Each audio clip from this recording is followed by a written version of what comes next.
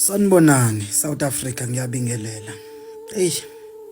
Kusebusuku u1 ngiyavuka nje manje bengisaya emthandazweni. Ngivuswa umlayezo umthunyelelwa isithombe sikaSisi lona. Yazi ngeke ngasibona lesithombe sitrenda kakhulu la enkundleni, usisi ohlaselwe isifo thizeni angas-understand noma isifo esiphenduka emzimbeni wakhe samenza kanjena.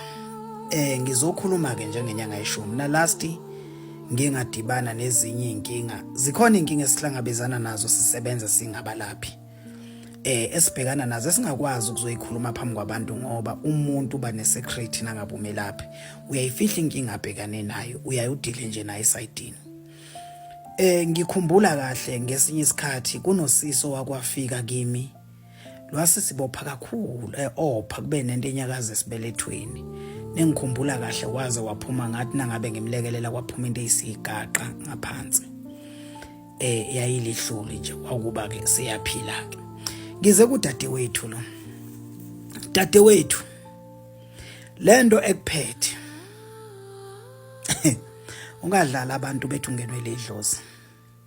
Futhi bengadlali ngawe bethi abantu abadala laba abakwenze nje. Cha, ayikho lonto leyo mama. Ngixolise nje.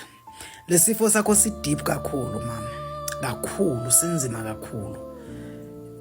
Yebo isifo njengamanje into nangabe ifakiwe ngemoya iyayikholelela ukuthi ekutheni ugcine so uyakudokotela wesilungu.